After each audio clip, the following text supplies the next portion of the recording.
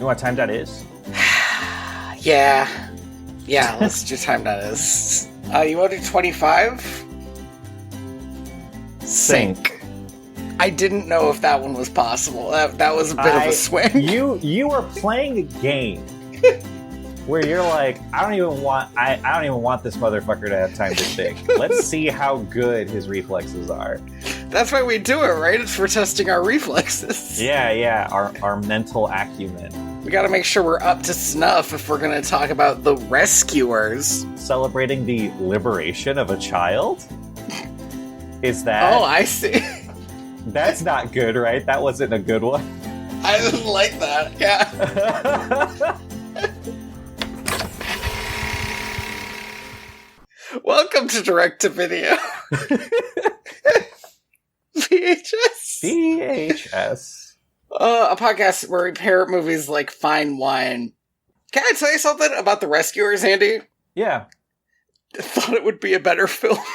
While I was watching it, I was like, there must be some mistake. This is the first episode of a pretty like high tier television series for sure. Yeah, I get that. But no, this is the movie. Like, it's fine. Okay. My very strong opinion is, I guess I have two very strong opinions. One, yeah, the place that they work for, the mouse rescue operation, is the garbage. Rescue Aid Society. And the Rescue Aid Society is garbage, and they should have done more to define what it is. Okay? Yeah. Okay. Two, all the characters in this movie are perfectly good characters, except for the two main characters who are garbage. Really? I rather enjoyed Bernard and Bianca. No, I'll. We'll get to it. Let me lay out my problem with Bernard and Bianca. I'll tell you, because I was thinking about it the whole time. Yeah. The whole problem with Bernard and Bianca is the first scene in this movie.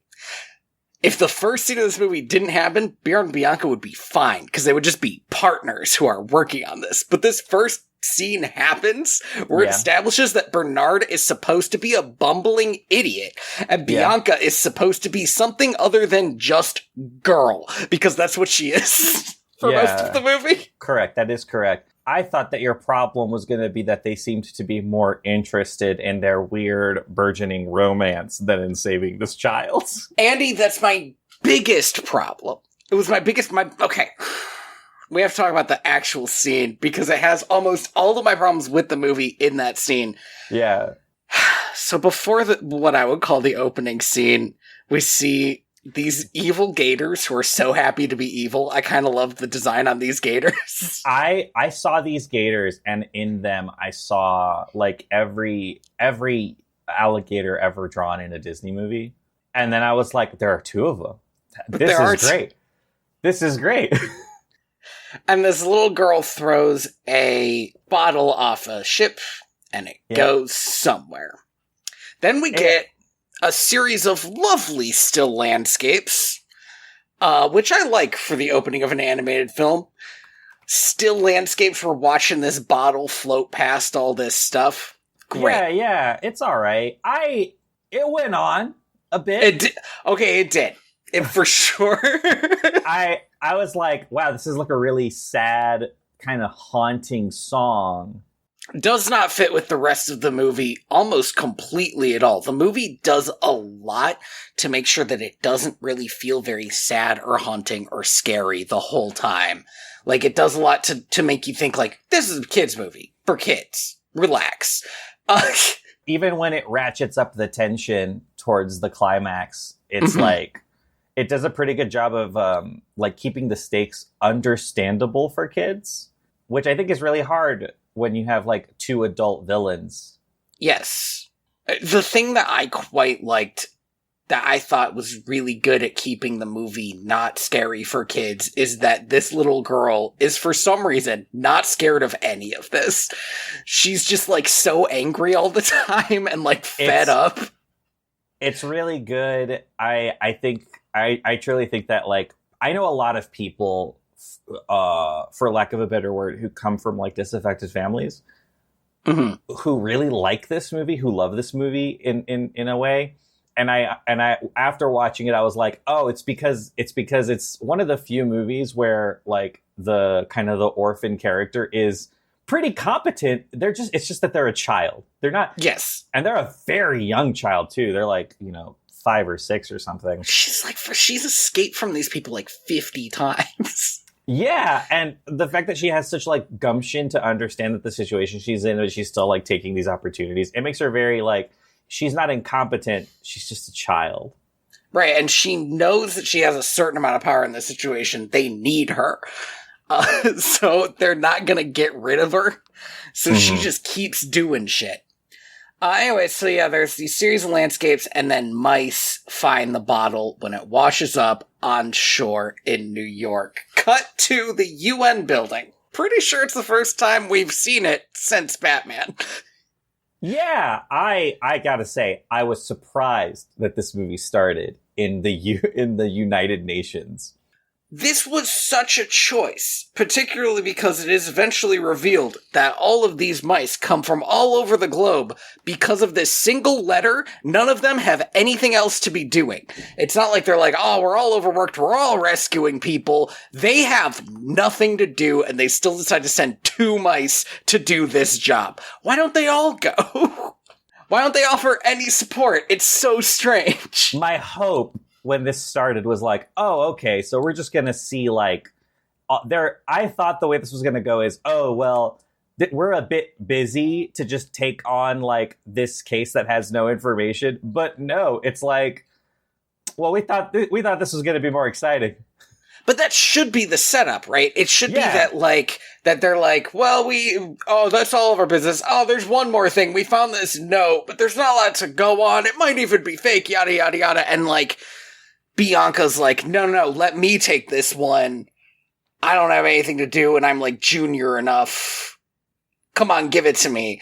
And I'd be like, oh, whatever. But instead they're like, oh, yeah, go save that girl. Like, what the fuck are we doing? It feels so fake, Yeah. There are all these mice from all over the globe. All they care about is saving this one little girl, which is hilarious because they will not be in the rest of the movie. Bianca, who is our main female protagonist, gets there late. Yeah, voiced by the illustrious and grand Eva Gabor, which is such a get for this movie. I was genuinely shocked. I was like, whoa, like she's like Hollywood royalty, right? It would have been like if they got Audrey Hepburn for one of these movies, I was very shocked by this. So she gets in late, walks in like it's her fucking wedding, like right down the aisle. Everybody's just making goo-goo eyes at her, so like already not the coolest way to introduce a character. No. She wants this job. She gets it because the like head mouse in charge is I don't know, man.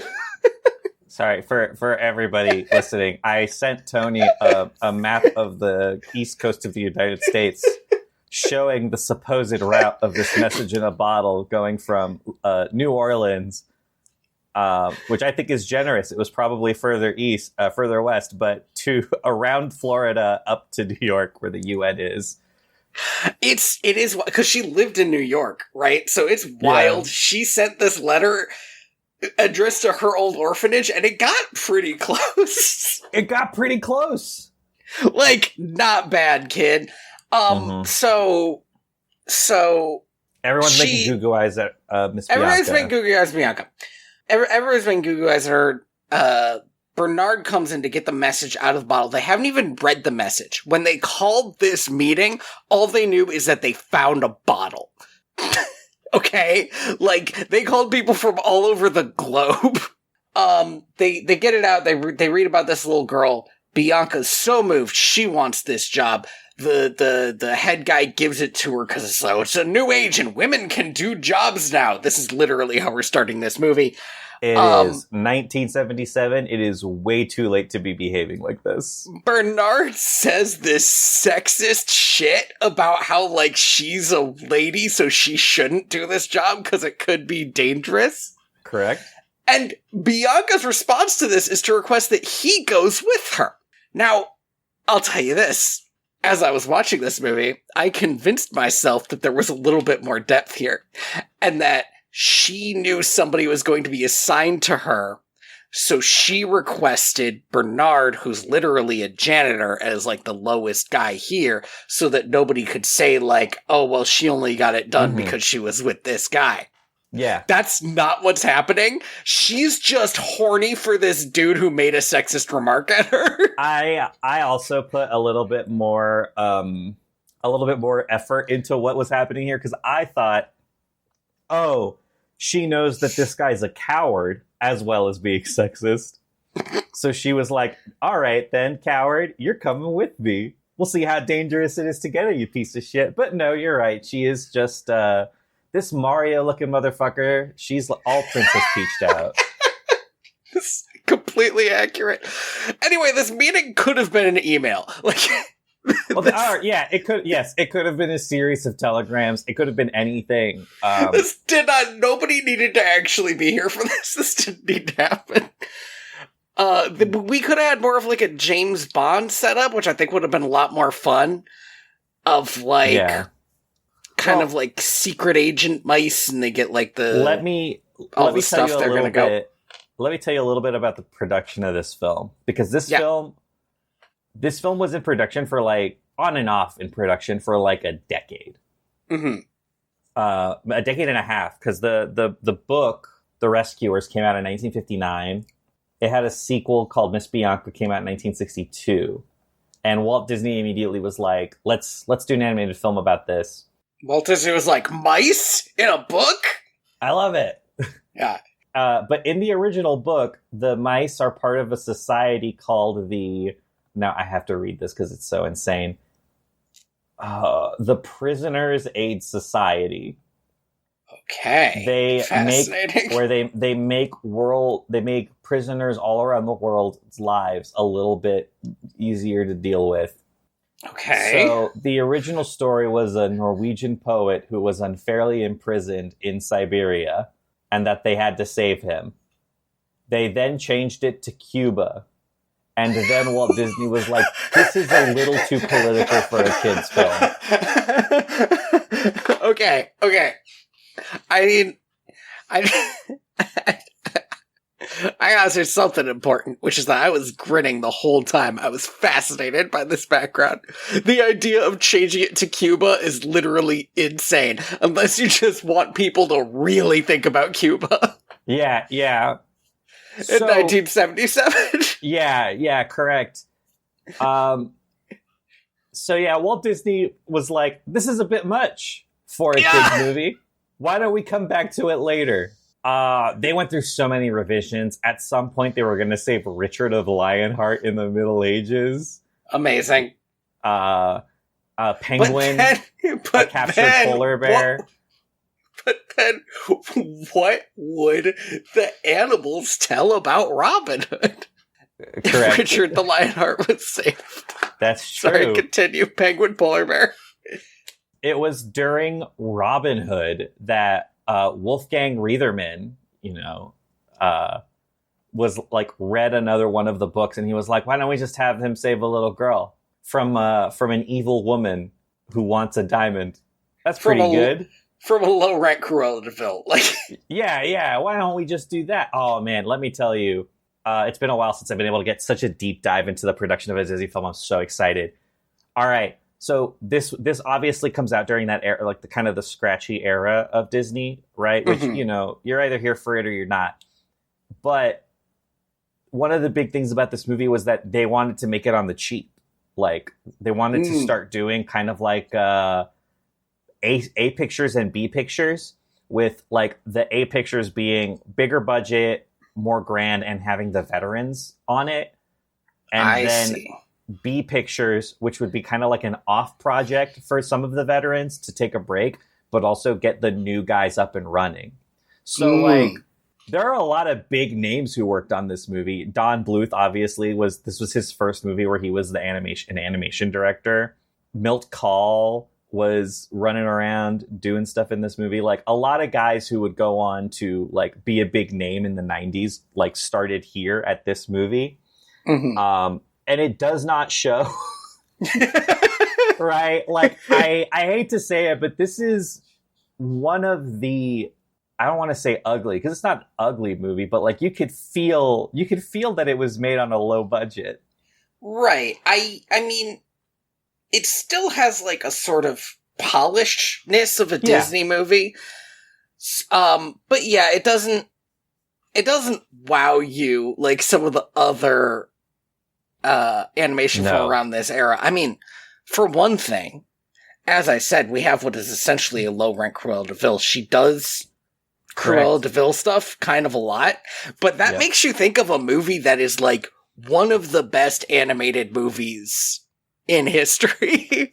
101 Dalmatians does look unfinished, you know? It like, it has, you can see sketches on it. Yeah. And it's partially because of that it looks like such a good movie. No, yeah, it has a kind of and also there's a lot of moments in that movie that, like, if you really think about them, are kind of an animation wonder, like when they cover themselves in soot, and you have to think about the nightmare that must have been. Speaking of Cruella de Vil, so they were originally going to make this character, the villain of this movie, just Cruella de Vil again. Like literally. That is buck wild insane, but I would be actually so here for it if Cruella was just, like, also doing this. Yeah. It would be nuts. She's rich. That's like one of the things about Cruella de Vil. Exactly. Well, maybe after the puppy fiasco, she was like taken for all she was worth. Perhaps. You know, Roger and Anita were like, we're suing this woman for so much, but otherwise we can't afford having all these dogs. She pays puppy child support. Yeah. The only reason that didn't happen is because Milt Kahl, who was supposed to be in charge of animating the villain, was like, absolutely not. We have to do a new character. I cannot compete with Mark Davis's work on her. That's actually a really excellent point. If it was my job to make Cruella de Vil again, and I knew that I wasn't going to have the budget that they had, and I knew I wasn't going to have the time that they had, and I knew that, like, this was a veteran animator, it was a big fucking deal, I'd be like, please let me draw anyone else. Yeah. Milt Kahl decided to base this character on his wife at the time. But, whoa. At the time, huh? They got divorced a year later. Weird. And also, this was the last film he worked on for Disney, and was kind of obsessed with animating this character. So that sounds like somebody who only has healthy relationships. Right? Yeah, exactly. This doesn't sound like a man going through a crisis of some kind. His wife, by the way, was a Disney. Like, he had married into the family. Oh. And then divorced. Out of the family? Yeah. And then, the only other change they made is the alligators were supposed to be bloodhounds, and they were like, nah, let's make them alligators. The alligators is better, for sure. Absolutely. Bloodhounds might have been a little too scary. A little too real? Like, yeah. There's a lot of interesting stuff today. Yeah. So, this movie was made on a budget of $7.5 million. Mm-hmm. Do you want to guess at how much it made at the box office? Well, it got a sequel, and I think the sequel was released in theaters, so it's got to be, like, ridiculous. Like, I don't know, 40? Like... $169 million. Fuck. I didn't go big enough. This movie was a huge fucking success. I don't know why. Huge success. It's, like, mid at best. I will give it mid, maybe. So, I cheated a little bit. During its initial box office run, it did earn $48 million, but they just kept re-releasing it, and it kept doing numbers. Like, I mean, why not? Yeah, right. I truly think it was just like, because I'll say this right now.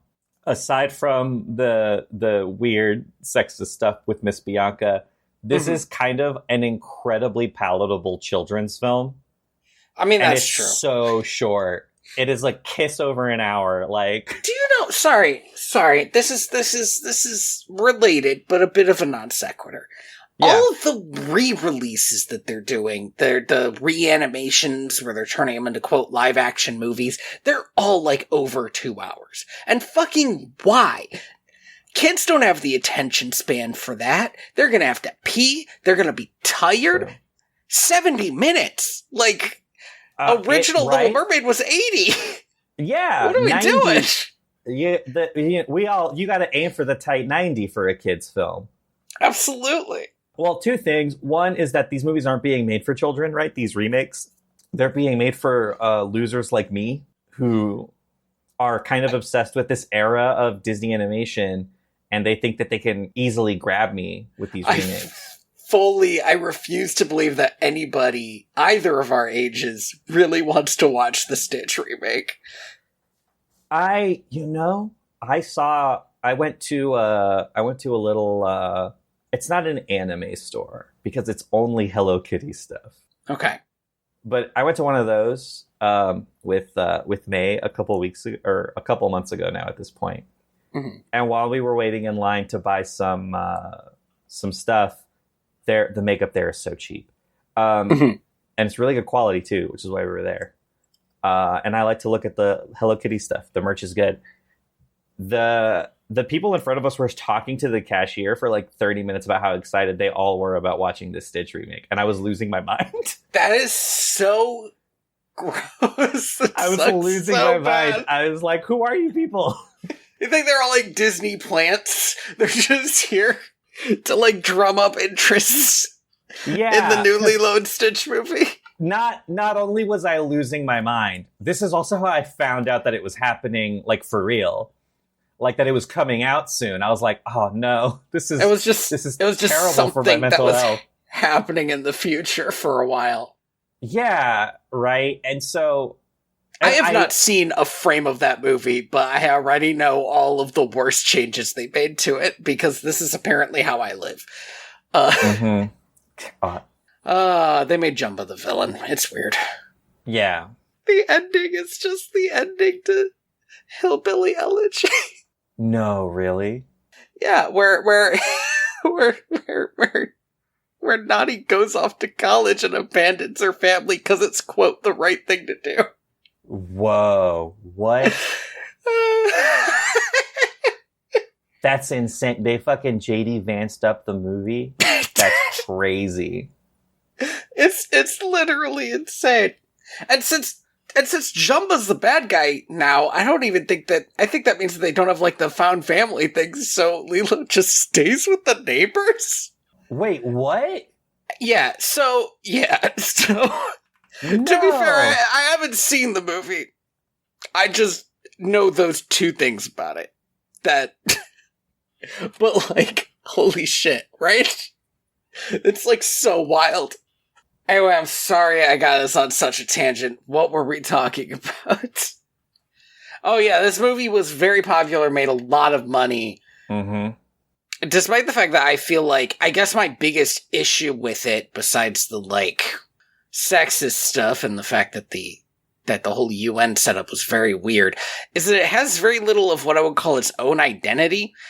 Yeah. It just feels a lot like other Disney movies, and it's kind of coasting on that energy. A little bit. Maybe because, like you said, it was almost supposed to be like a B-side version of a Disney movie. I think it's one of those things where you have a lot, and I mean a lot of talent on this film. Mm-hmm. And I really don't think this was anybody's passion project. So you don't get any of the weird stuff that happens with the passion project. Well, maybe this was Milt Kahl's passion project against his wife specifically. But like apparently the movie as a whole wasn't like, there wasn't anybody chomping at the bit to adapt this book. And I think that's kind of where you get a lot of the juice. So this movie just kind of feels, like you said, it feels like coasting. Well, and it's hard not to compare it to Great Mouse Detective, which feels like it had to have had a lot of that same like setup. Like it was based on a book. It's a mouse movie. They're saving a kidnapped child. But that one's great. There's so much fun stuff in that movie. Yeah. And this movie is just like, all right, I want to be clear. I didn't hate any of this movie. I was just like, this is fine. I cannot stress that it feels like it feels like the pilot episode of a show. Like in It really pacing, does. in tone, even the like weird romance of Bernard and Bianca feels like a setup to like, and this is why they're together for the rest of the season, right? Like Right. it's just so quickly paced. So, Bernard and Bianca's weird romance, where they're always constantly flirting, and Bernard's always trying to protect her, and Bianca thinks it's hilarious, all this nonsense. I was watching it, and I was like, I wonder if I will find this more palatable in the sequel because these will be established characters. And then I thought, but if that's true, why didn't they just make them married or something? Like, I think that would be kind of fun if it was just these two married mice who go out to save people. Absolutely. It would give me big, there's a really obscure noir detective series about a high-class married couple that just goes around solving mysteries. And I love that shit. The one that was like a radio show, right? Yeah, it was a radio show for a long time. Here's the thing, I don't think I've ever heard any of it. I've only heard a spoof version of it where Paul F. Tompkins is the husband. I can't remember who's the other one. Janet Varney, maybe? It was somebody kind of big. Anyway. That's really good. That's really good. That's a really good choice. So this is the book's called The Thin Man. It's by Dashiell Hammett. Fantastic book. He's also the guy who wrote The Maltese Falcon. Like he basically established hard-boiled detective fiction. He like made noir. Yeah. Unintentionally. But yeah, and then they were in a bunch of movies and a bunch of radio shows. What the hell did they get up to? They gotta go find the girl's orphanage, because that's where she addressed the letter. Yeah. So they go to the orphanage, and while they're there, they're looking through her stuff and pretty quickly putting together, like, this girl was kidnapped. They meet a cat called Rufus. I like Rufus. I love this cat so much. Rufus does something important though. He's like an old cat. He's got a bit of a drawl. He's telling these mice about this kid that he loves so much, who disappeared one day. And in the flashback tells us something very important that is not explained, but it is established. Yes. That Penny, this small child, can understand animals. She just can. She just can. She appears to be the only human who can. This is not a plot point. It just makes it so that they can talk to her later. Correct. I think it's one of those things, it's just the innocence of childhood. But honestly, they could talk to children. Wouldn't it be crazy if that was a plot point? If the fact that this child could talk to animals was like an integral part of the plot? Like the whole point. Yeah. And they were like, you know what we could do with this? Go gambling. Yeah, and you know what else we could do is what if we made the child weirdly animated? Yeah. And we kind of like gave her a shitty stepdad who was also a dog. A dog, yeah. So I can see All Dogs Go to Heaven coming out of this movie, right? Like, this is one of Don Bluth's last films. Absolutely. Do you know how many times I've been, like, reading a book, and I've thought to myself, I want to write this story, but almost completely different. Like, with the setup like this, but I'm going to do it totally different than how they did it. Don Bluth clearly did that with All Dogs Go to Heaven. Like, he worked on this, and he was like, I wish I could do my version, which is so much weirder. Yeah, and here's the thing: is All Dogs Go to Heaven is a terrible movie, but it made this movie more fascinating for me as I kept watching it. Rufus has half moon spectacles and a big old mustache. Also, amazing. His design is great. He's so good. He tells them that there was this crazy lady who kept trying to lure Penny into her car. The weirdest thing about Rufus was he was like, but Penny wouldn't go with her. Like, she fucking disappeared, man. Look for clues. Yeah. The cat keeps jumping on my computer. I'm gonna kick her out. Yeah. Gotta put those half moon spectacles on her. Age her by 1,000 years. Age her by 1,000 years, yeah. They go to her pawn shop. Sorry, did we say her name? Her name? Now she's yelling at the door. Oh. I was gonna let you say it. Her name, it's written on the door, is Medusa. Madame Medusa. Now I have a. Why are you yelling? They're so going. I have a question. Yeah. Do you think in the history of the world anyone has ever named their kid Medusa? You know, I've been watching Taskmaster recently. Is there a contestant named Medusa? There is a contestant named Morgana, which is like 2 steps removed. I mean, okay. But Morgan's like a name, and I could see you putting the extra oomph on it just to give it a little theory and authenticity. But Medusa's a snake lady. Yeah. There has to be a human being. A lot of bands. Now, I would name a band Medusa in a heartbeat. Medusa is a great name for a band, particularly if you got a little something before it or after it, like Medusa's Curse, or, something like that, Eyes of Medusa. Yeah. But as a human name, Madame Medusa is crazy. Maybe it's like a nom de plume, right? It could be, and I think that would be fun, except that we'd never hear her ever called by another name. And I think it'd be cool if, it was revealed near the climax that her name is Carol. I just think that'd be a fun bit. Yeah. Anyway, this is Cruella de Vil, essentially. And yes. It does change my understanding of her to find out this was originally supposed to be Cruella de Vil. Because my big note on her is she shouldn't be doing so much reckless driving because it just keeps reminding me that she's not Cruella de Vil. Mm-hmm. But now I think probably all that was written in when it was originally Cruella de Vil. Yeah. Because she does a lot of reckless driving. She drives recklessly in her car, on boats, just whatever she's got. Yeah. She's just incredibly unsafe with everything in her life. Like weapons, pets. Oh man. She'll point a gun at people so quickly and fire it.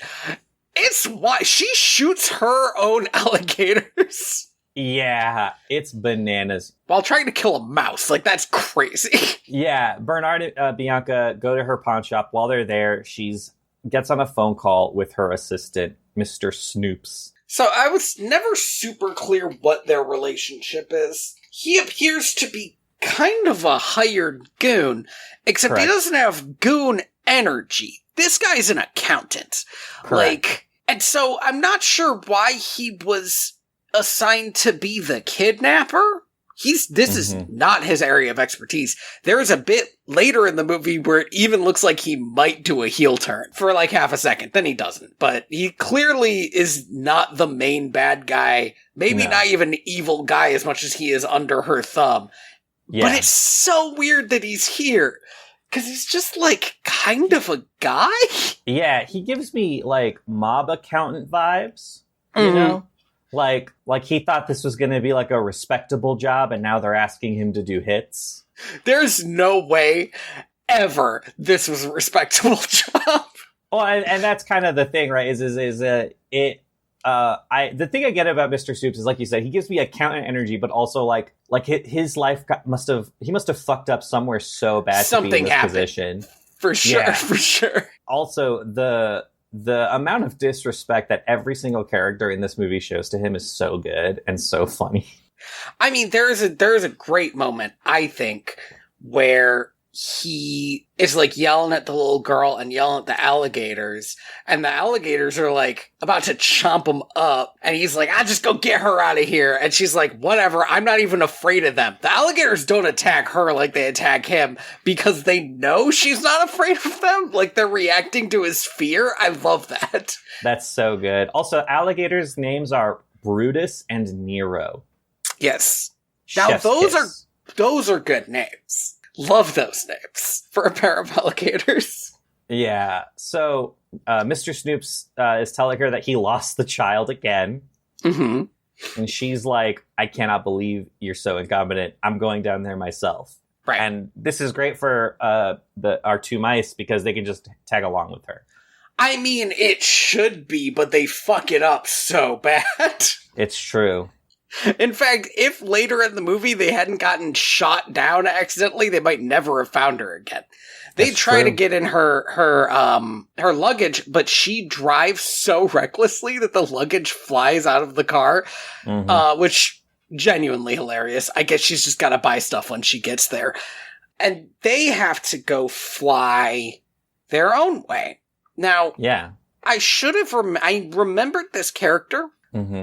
But I had no concept that this was what was going to happen next. Because it actually would probably be easier for mice to just get on a plane. Yeah, you would think, but they don't. They arrive late to the flight. Mm-hmm. And I think this is where I understood kind of what they're going for with Bernard and Bianca, which is that Bernard is like superstitiously obsessed with bad luck. Bernard does have this bad luck thing, specifically about the number 13 and almost nothing else. It kind of feels tacked on, and I wished that there was a payoff for it, but there's never really a payoff for it. He just doesn't like bad luck. Sorry, go on. And Bianca is just doesn't give a shit, and in fact seems to be incredibly lucky. She's kind of devil-may-care, like, this will all work out. The child's life hangs in the balance, by the way. But she's like, it's fine. Oh, don't worry about it, Mr. Bernard. I'm sure it will be okay. It's like, there's alligators, man. I am getting up to here with the amount of, just idiot birds that we have to deal with in all of these movies. We do get a lot of idiot birds. It was apparently a very popular style of character for about a decade and a half, maybe. Just like... I want to say 3 decades. How are we going to round out this cast? Let's put a really stupid bird in. I don't know, this is 77, right? Yeah. Little Mermaid came out in 89. I don't know how many there were after that. Shit, there was the Balto one. He wasn't that stupid, though. I don't know. He was Russian. he was just Russian. Let's not get racist about the birds. But yeah, it's wild how persistent this this character is. I was kind of done with it. I cheered when he got shot out of the sky. I was like, oh, thank God. And then he gets fucking airplaned into a boat engine. Mm-hmm, mm-hmm. It was like Sully going down. Yeah, this bird's life is ruined after this. He's apparently fine. Yeah, it's like an albatross, right? But it's correct. It's a big bumbling. He's what is the bird from Little Mermaid? He's the bird from Little Mermaid. Anyway. Oh man. Scuttle. He's like Scuttle. Kind of a dumb bird. But he's also a plane. He's the plane. Yeah. He flies with these 2 mice, despite the fact they're supposed to be like an airport. Only 2 mice at a time. That's wild. A love song begins playing, and I got pretty mad about it.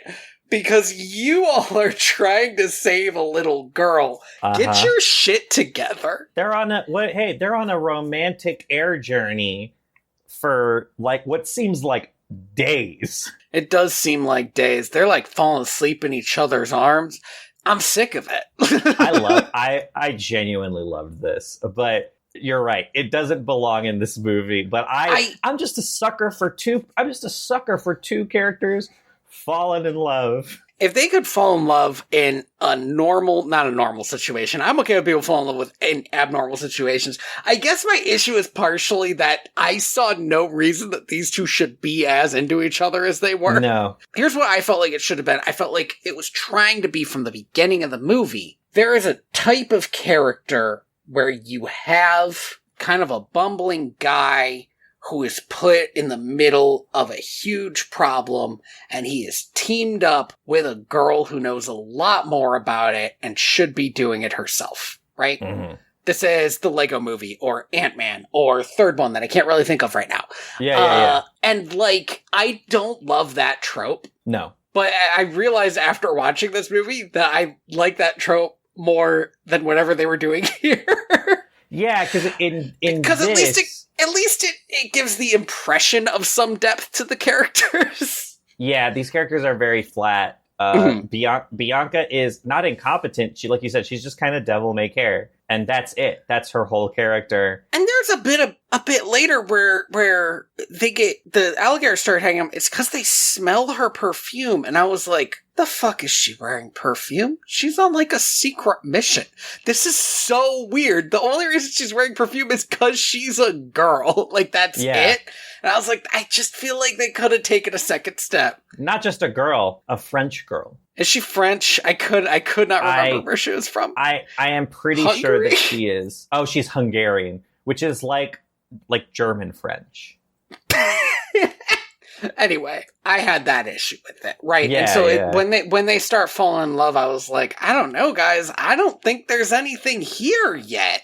This doesn't feel very earned, but we get the song, we get them like nuzzling up to each other.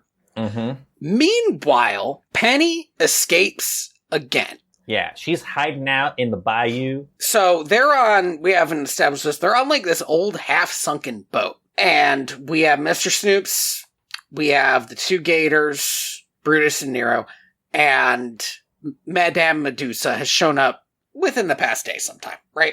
She sends the gators after her, she goes out on a speedboat to look for her, and Snoops, this is his one, frankly, weird thing, is gonna send up flares. Flares in this movie just means fireworks. They're just fireworks. Because it's Nolans, baby. It's Nolans. So he's shooting all these fireworks off. I don't even really remember why. As signals, I suppose. But he hits the albatross out of the air. They all come in for a crash landing. That was a really lucky shot because now they know that, like, if you were to fireworks or there's this lady's on a boat, like all this shit, they could just go find her again, which is great because they did lose her in New York, which is pretty far away from New Orleans, as established by this handy map. I would have to look into the currents around the coast of America. By the by, it seems unlikely that's how it would work. I don't think, no, it's not. It simply would not happen. It simply wouldn't happen. So they come crashing down. Sorry, side note, Penny does know which gator is which. And I really enjoy that. Because one of them has her and one of them has her teddy bear. And she gets so mad. She's like, get off of him. And she scolds specifically the gator that is holding the bear. Love it. Yeah. Don't you dare get him wet. It was at this point when they were putting so much emphasis on how much she cared about this bear that I was like, aha, I know what this movie's doing. She already has the secret diamond and she put it in the bear. That's not what happened. The diamond ends up in the bear for no reason at all, as far as I can tell, later in the movie. Correct. Meanwhile, the mice end up crash landing with what is this character? What style of creature are these all? They're muskrats. Muskrats, yes. With these muskrat hillbillies, and they're basically told that they'll provide backup, which is again more than the actual rescue group that they're part of has done. Correct. Because these muskrat hillbillies and the turtles and everybody else here does not like this Madame Medusa and wants her out of their swamp. Hate her. They hate her. And it's like, why haven't you guys done anything about this sooner? You didn't need these mice to do something. Apparently they did, Andy. I don't know. Yeah, it would make more sense if they were like, but we're too scared of the alligators. You gotta take care of them first. That would be reasonable. That would be reasonable. But they don't. Not a lot said about, like, motivation in this movie. But yeah, everybody's just kind of moving at their own pace, right? Yeah. So Bianca and Bernard, with the help of a little dragonfly who gets way more screen time than I thought he would. He says dragonfly is like the third protagonist. I was like, oh, this is cute. The dragonfly's a motorboat. That's fun. And then, God, we spend like 3 whole scenes with this guy. Yeah, this dragonfly gets to be very important. Evan Rude, yeah. This dragonfly almost dies, and it's not even, like, the fault of the bad guys. There are just bats around, and it made me think, like, wow, this is a sentient dragonfly that's about to get eaten by regular animal bats. Right, just by vicious vampire bats or whatever. It sucks. These bats look like they got a fucking Scooby-Doo. They got glowing red eyes and shit. Mm-hmm. They break into the Medusa's boat, and they find out, breaking in is such a strong term, but they find out basically that what they're doing is they're forcing Penny into like a tiny, I don't even know how to describe this, like a geyser, sort of. I think it was maybe like a well at some point or something. It's a little hole that underneath it, it turns out there is a pirate trove, and when the tide shifts, it all fills up with water. Mm-hmm. So they gotta stick her in there, but there's what seems like a really small amount of time before the tide comes in and fills it back up. Yeah. I don't know why that would be. possibly that's something that could happen, but it doesn't make a lot of sense to me. If this cave is connected to the ocean, it absolutely is possible. No, what I mean is that, like, shouldn't it be like 7 hours though? Like, the tide doesn't happen this quickly, but maybe there's like that's fair. I don't know if there is a way for tides to shift that would leave stuff uncovered for like half an hour. Maybe there is. It's not important. No. You just have to accept that that's how it works. Yeah, so they're sticking this kid in the pit, and they fucking tell the kid, don't worry, we won't get you back in the pit. We basically get a hard cut to back in the pit in a second. They also ask the little girl to help, which, in my opinion, means that the rescue has gone wrong. Yeah. Well, the Penny, very obviously, is like, you guys couldn't bring anybody bigger? Like, the police? This was the most reasonable thing she could have said, and they were kind of like, nah, it's just us. And you, I guess? Do you want to help? Like, fucking thanks, guys. You've been doing a good job so far. We're just here to give you that extra oomph. There is a scene that, it's not very important, but I did really enjoy it. There is a scene where the alligators go on like a sort of Tom and Jerry style, we're gonna kill these mice. Correct. Spree. And it's a lot of fun. These alligators are so much smarter than literally everyone else in the movie. They know how to play the organ so the mice get shot out of it and they can catch them out of the air. Amazing. That whole chase sequence is really good. Mm-hmm. I compare it to Tom and Jerry, but Tom and Jerry has some lame-ass chase sequences. It's better than a Tom and Jerry chase sequence. Yeah, higher quality, right? Imagine a Tom and Jerry chase sequence with the finesse and animation panache of a Disney film. Yeah, they rendezvous with Penny, they hide in her pocket. We kind of smash cut to them being put in the pit. So my understanding is that this happened because they didn't get the backup they wanted in time, because that poor little dragonfly got stuck in the bottle. That's right. But it still felt like so weird and out there that they were like, don't worry, Penny, you're not going back into that pit. And they're like, we're all going back into the pit. Like, okay. Don't worry, Penny, we're going into the pit with you. It's a lesser promise, right? Now you're imprisoned with me is what you're saying. So now they're in this underground, like, cavern. Mm-hmm. Filled with treasure, and Medusa should be happy with the amount of treasure she's got, because she's got a lot. I love the moment where they're like, well, there are all these gems here, and Penny's like, those are all useless. She doesn't want any of them. But I got the impression that she never went up with them. But Medusa has a bunch of gems that she brought. Oh, okay. So Medusa, wow, that's crazy then. She just wants the diamond, because she knows that the Devil's Eye? She knows the Devil's Eye's down there. And it's like it's like a $6 million diamond. Now, I think it's weird that she would be so honed in on it, because she already owns a pawn shop and she's got a bunch of gems. She's got to have the connections to sell those. Like, she can make a lot of money, even if not $6 million at once. It could be $6 million eventually. Oh yeah, I don't know what the going rate for gems is. I'm not that kind of guy, but that's a lot. It was a lot of gems. Not a big gem guy.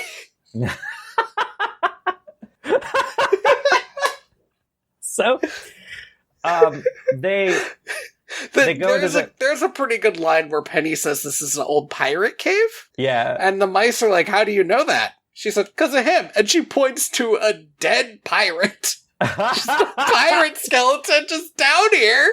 Yeah. Talk about going down with the ship. I love Penny so much. I guess it's one of those things where part of the I think frustration, right, in All Dogs Go to Heaven is that the child in that movie is basically luggage.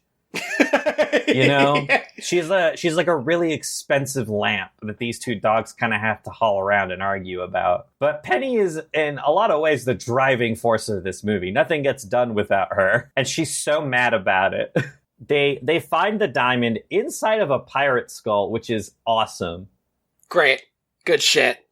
And it's just, it's at this part, like you said, like a geyser part, where it seems like this is essentially a drain where during low tide, the water leaves that way, but during high tide, it flows back in, and Penny's always been too scared to go over there. This is like a reasonable reason why she's never found the diamond. Yeah. She doesn't want to put her life in danger and die. Yeah, she does, though, because the mice find the diamond, and she has to go there to get it out because they're fucking useless. And I don't want to be too mean about it, but they're not helping this little girl as much as they should. Really, they're really not. So she like pries open the skull with a sword. Awesome. I kept thinking, like, man, take that sword with you. There's no reason for her to have a sword. It would not help her, but like... No. She could barely wield it. If I was 5 years old and I was kidnapped, I would take the sword.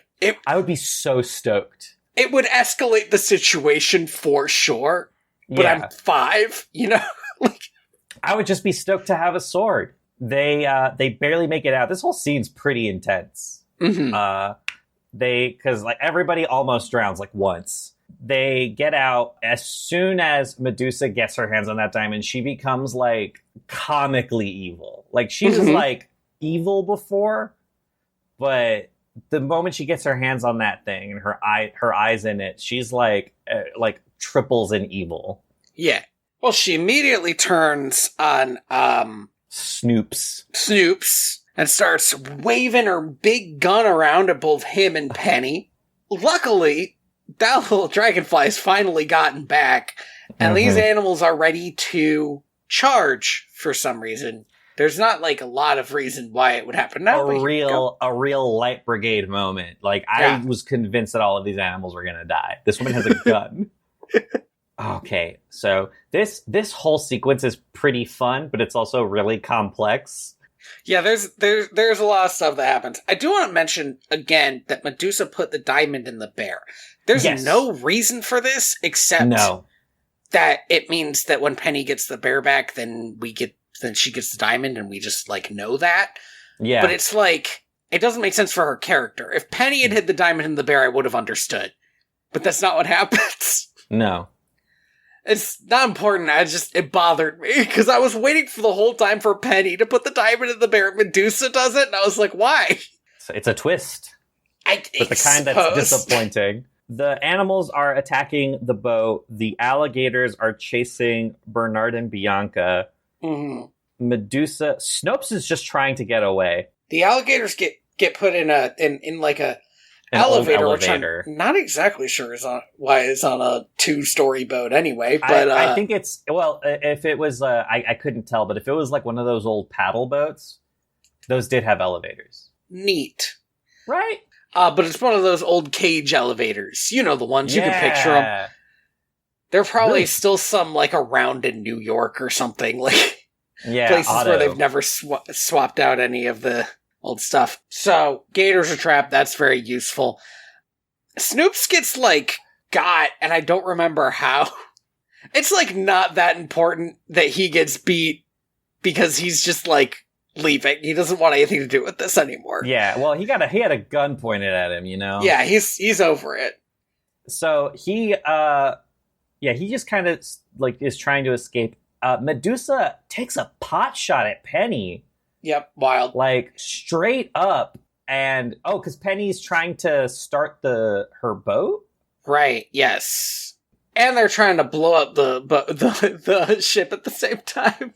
Yeah, because the Bianca and Bernard set off the fireworks, but inside... No, not Bianca and Bernard. The animals set off the fireworks that are all stored up in the ship.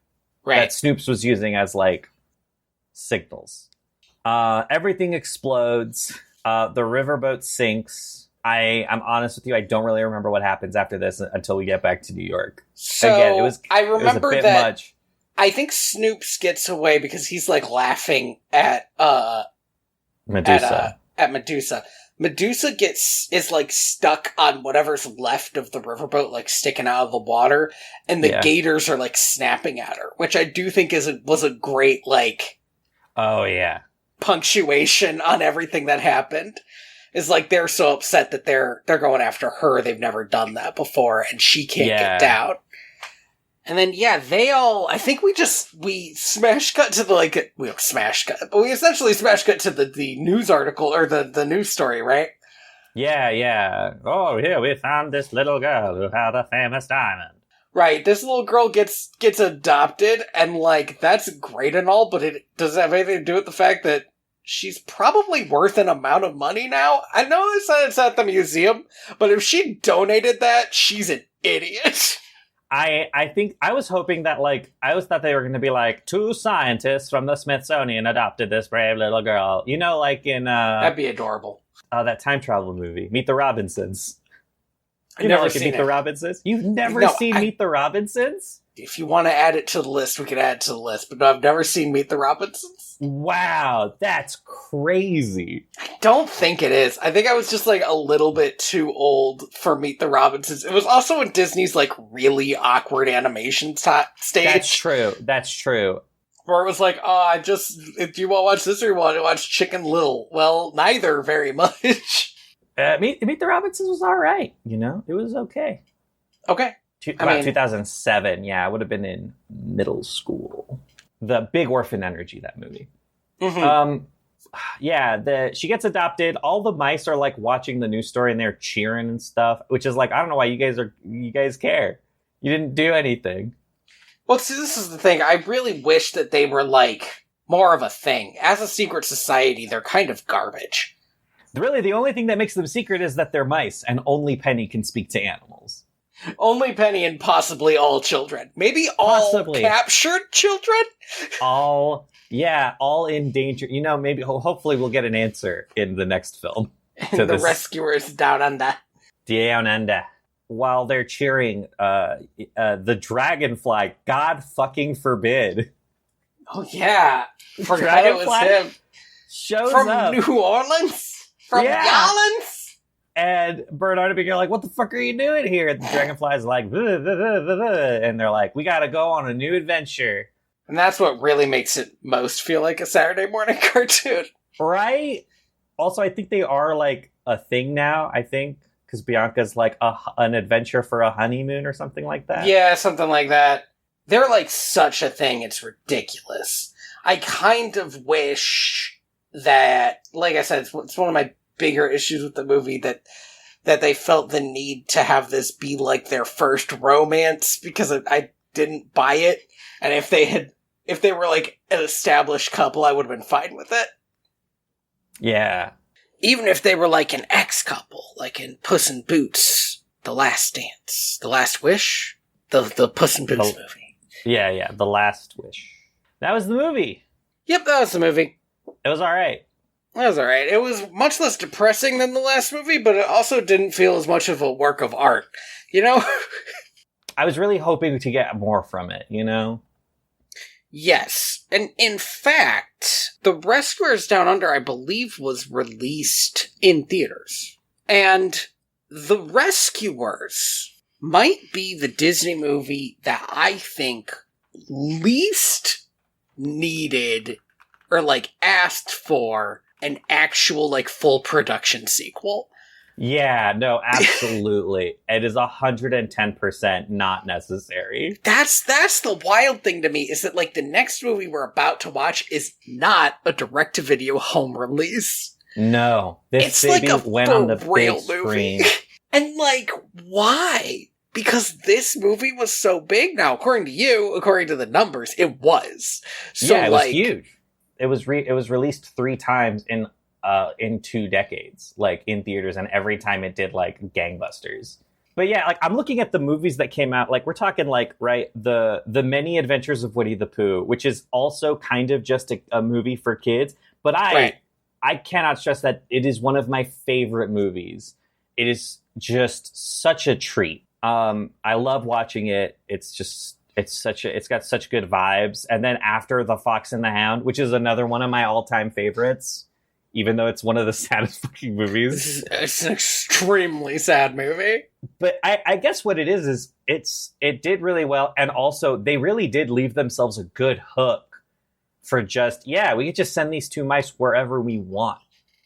I guess my big issue is that we've already watched The Great Mouse Detective, which, and I know, I know it was a different time, right? Like different stuff was happening in Walt Disney. Yeah. But I felt like that movie is so much more deserving of a sequel. Right. You could have gotten, The Great Mouse Detective 2. The Last Wish. How many movies have they done that have gotten a sequel in theaters? Very Wreck-It Ralph. Few. I feel like Wreck-It Ralph, Frozen. And now Moana. That one barely counts, but okay. And then Zootopia is getting a second one. Oh, yeah, it is. You know that Moana 2 was originally supposed to be a TV show, right? I did not know that. Yeah. Okay, so I saw some animation people talking about it because what they did is the Canadian animation studio was doing it and they canceled the TV show and then turned it into a movie. So those people, because their TV show was canceled, did not get royalties on it. What? Despite the fact that what they then did was release a movie that made a bunch of money. That's crazy. Hey, that is crazy. That fucking sucks so bad. That sucks so bad. It's really gross and awful. And also the movie itself, to my understanding, and to see it, wasn't very good because it was like 3 episodes of a TV show sewn together. Yeah. I would imagine the pacing would be bad. Would just feel really weird. Yeah, I know that Disney's in a real pickle right now because they've... wow, this really adds a lot. So Andor season 2 just came out. Mm-hmm. I haven't seen it. But there was an interview with the lead director who talked about the fact that, like, part of the reason why the production for that movie was so crazy wasn't because of the strike, the actor's strike, but because Disney didn't want to shell out the money to make it like a proper, like, big budget Star Wars property. They wanted to cheap out on it. That's so weird. Andor's like the only Star Wars thing I see people talking positively about. Correct. So he fought with them about that. He did eventually get the money, but the reason they gave him for not wanting to shell out was streaming is dead. What a buck wild thing to say. Correct. Then stop moving everything to streaming. What are you doing? Right. So it tells me that they're realizing that, like, their Disney Plus as a venture has gotten to the point where it is now losing money. Mm. And so they're like, well, all this stuff that we were making for Disney Plus, we could just push it to theaters now. And Moana 2 seems to be like the first casualty of that. I mean, I would argue that the Lilo and Stitch live action movie really feels like something that should have been on Disney Plus. Well, I mean, yeah, it would have been, right? Because the fucking live action Peter Pan came out on Disney Plus, and so did the live action Lady of the Tramp. Mm-hmm. Yeah, anyway, it's wild. It's wild. Isn't it wild? It's wild. That was The Rescuers. We got off on a bit of a tangent of Disney is bad, but we both already knew that. Thank you for listening to Direct to Video. VHS. VHS. I have been your host, Tony Robusto. I've been your host, Andy Reyes. You can find me at inspiredfriends.org, and you can find the podcast at direct2.video. Uh-huh. You can find me on YouTube at Ethical Games Journalism, where we are currently playing through every Wii game in release order. As I mentioned, I don't know if it's going to be the episode, but my life has been a nightmare. So we'll be getting back to that probably this weekend. But that sounds nice. Yeah, we are currently playing through Legend of Zelda Twilight Princess, a game that I hated when I played it as a kid, but May loved. So, we'll see how that goes. Great. Love that powerful energy. Thank you to Scott Buckley for Homeward. And go ahead and leave us a 5-star review because I'm fucking tired. And I deserve it. We deserve it. And yeah, join us next time for The Rescuers Down Under from the studio that brought you The Prince and the Pauper. That's just what it says on the poster. They released with The Prince and the Pauper together as a double feature. Oh, that's crazy. Oh, this movie is also a delicious 77 minutes. Beautiful. Love it.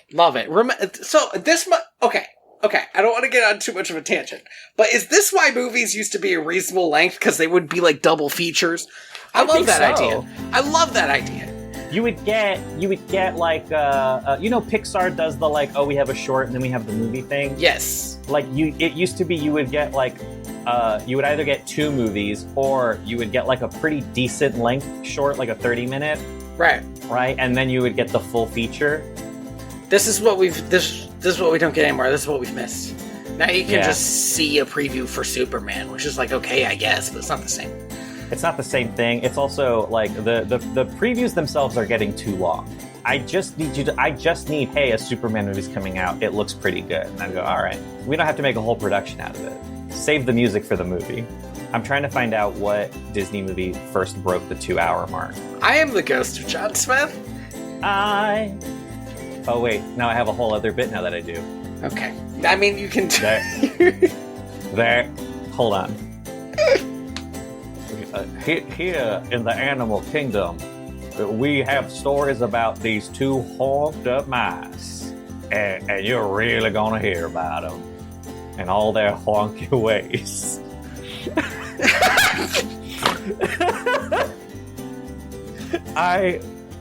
I'm losing it, man. It peaked my audio really bad.